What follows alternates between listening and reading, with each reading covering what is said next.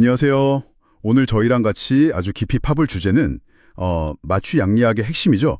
파마코키네틱스, 그러니까 PK랑 파마코다이나믹스, PD입니다. 네, 안녕하세요. 특히 이제 막 마취과 시작하신 선생님이나 학생이신 분들께 정말 도움이 될 내용인데요. 교과서만 보면 좀 딱딱할 수 있잖아요. 그렇죠. 좀 어렵기도 하고요. 그래서 실제 임상에서 하고 무릎을 탁 치게 만드는 그런 포인트들을 좀 짚어보려고요. 약이 몸에서 어떻게 돌고 또 어떤 힘을 발휘하는지 그 원리를 좀 캐보죠. 네, 좋습니다. 그 복잡한 수식 같은 건 뭐랄까 잠시 접어두고요. 네네. 이게 진짜 환자한테 약 쓸 때 어떻게 하면 더 안전하고 또 효과적으로 쓸 수 있는지 그런 실질적인 부분에 좀 더 초점을 맞춰볼게요. 핵심만 딱딱 뽑아서 확실히 이해시켜드릴게요. 좋습니다. 그럼 PK, 약동학부터 시작해볼까요? 약이 몸에 들어가서 어떻게 되나 뭐 이런 거잖아요. 볼륨 오브 디스트리뷰션, VD랑 클리어런스, 이 두 개가 제일 기본이죠. 맞아요. 가장 기본이죠. VD가 크면 약이 몸 여기저기 막 숨어버리는 느낌. 그래서 혈중 농도는 낮아지고, 맞나요? 네, 정확합니다. 그 VD는 약물이 얼마나 넓게 퍼지나 이걸 보여주는 어떤 가상의 부피 같은 거예요. 가상의 부피. 네, 예를 들어 펜타닐 이런 지용성 높은 약들은 VD가 엄청 커요. 정말 크죠. 그래서 처음 약 줄 때 용량 계산 잘 해야 원하는 농도까지 딱 올릴 수 있어요. 반대로 클리어런스는 약물이 몸에서 얼마나 빨리 빠져나가나 제거되는 속도죠. 근데 여기서 중요한 게 프로포폴처럼 간 혈류량에 영향을 많이 받는 하이 ER 약물이 있고요. 네, 하이 ER. 이건 간 기능이나 혈류 변화에 민감하죠. 반면에 알펜타닐 같은 로 ER 약물은 상대적으로 덜 민감하고 이런 차이가 임상에서 중요해요. 대부분은 first order kinetics, 그러니까 농도가 높을수록 빨리 제거되고요. 근데 약을 줘도 바로 효과가 안 나타나거나 약을 끊었는데도 효과가 한참 가는 경우 있잖아요. 그 히스테리스. 이거 좀 답답할 때 있는데 이건 어떻게 이해해야 돼요? 혈중 농도랑 실제 효과가 좀 따로 노는 느낌. 그거 정말 중요한 포인트죠. 그게 왜 그러냐면 약물이 혈액에 있다가 뇌 같은 작용 부위, 이펙트 사이트로 이동해야 하잖아요. 네, 그렇죠. 그리고 또 수용체에 붙어서 효과를 내기까지 시간이 걸려요. 바로 되는 게 아니거든요. 이걸 설명하는 게 바로 Effect Site Concentration, CE 개념이랑 그 이동 속도를 나타내는 상수, KEO입니다. KEO? 네, 이 KEO 값 때문에 약효가 나타나는 거랑 사라지는 거에 시간 차이, 즉 지연이 생기는 거죠. TCI 쓸 때 이 개념이 특히 중요해요. 그리고 또 하나, 컨텍스트 센시티브 하프타임. 이거 정말 골치 아프면서도 진짜 중요하죠.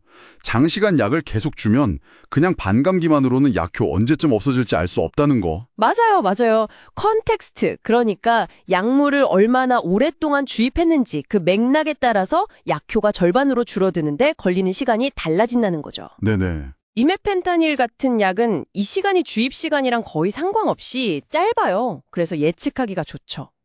그건 편하네요. 근데 펜타닐 같은 경우는 오래 주면 줄수록 몸에 축적되면서 이 시간이 어마어마하게 길어져요. 진짜 예측하기 어려워지죠. 그래서 수술 시간이나 종류에 맞춰서 약을 잘 골라야 하는 거예요. 이게 아주 결정적인 정보가 됩니다. 자, 그럼 이제 PD, 양육학으로 넘어가 볼까요?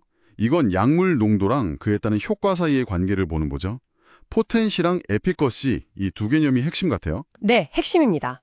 포텐시는 얼마나 적은 양으로 효과를 내느냐, 이걸 보는 거예요. 보통 C50, 그러니까 50% 효과를 내는 농도로 비교하죠. C50. 예를 들어 펜타닐 계열 약들 보면 수펜타닐이 알펜타닐보다 훨씬 포텐트하잖아요. 그건 훨씬 적은 농도로도 같은 진통 효과를 낸다는 뜻이에요. 그렇군요. 그럼 에피커시는요? 에피커시는 얼마나 강력한 최대 효과, 즉 Emax를 낼 수 있느냐예요. 약물이 수용체에 최대로 붙었을 때 나타낼 수 있는 효과의 크기, 자체를 말하는 거죠. 그 농도 효과 관계가 보통 S자 곡선, 시그모이드 Emax 모델로 나타나잖아요. 여기서 그 곡선의 기울기, 감마 값도 중요하다고 들었어요. 네, 맞아요. 그 감마 값이 클수록, 그러니까 기울기가 가파를수록 농도를 조금만 바꿔도 효과가 확확 변해요. 와, 그럼 용량 조절이 엄청 예민해지겠네요. 그렇죠. 치료 범위, 다이내믹 레인지가 좁다는 뜻이니까 용량 조절할 때 더 신중해야 하죠. 그리고 마취는 거의 항상 여러 약물을 같이 쓰잖아요. 네, 그렇죠. 단독으로 쓰는 경우는 거의 없죠. 그때 약물 상호작용이 정말 중요한데 애디티브, 그냥 더해지는 효과도 있지만 시너지스틱, 즉 상승 효과가 나는 경우가 많아요.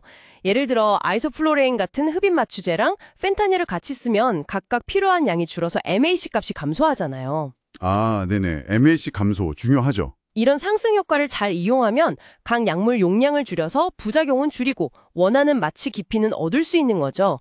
이걸 시각적으로 보여주는 게 아이소볼이라는 선이고요. 아이소볼. 아, 그 그래프. 네, 이게 용량 조절 전략을 세우는데 아주 유용합니다. 그럼 실제 임상 적용 얘기를 좀 해볼까요?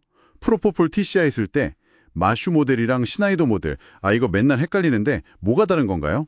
특히 좀 체격이 있으신 분들, 비만 환자에서는 뭘 써야 할지 고민될 때가 많거든요. 아, 그거 정말 좋은 질문이에요. 임상에서 많이들 궁금해 하시죠.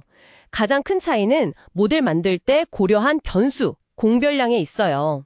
마슈 모델은 그냥 체중, TBW만 주로 고려하는 비교적 단순한 모델이고요. 네, 체중 기반. 반면에 시나이더 모델은 나이, 성별, 키, 그리고 중요한 게 린 바디웨이트, LBW 같은 걸 반용해서 좀 더 환자 개개인에 맞춘 예측을 하려고 해요. 아, LBW를 고려하는군요. 네.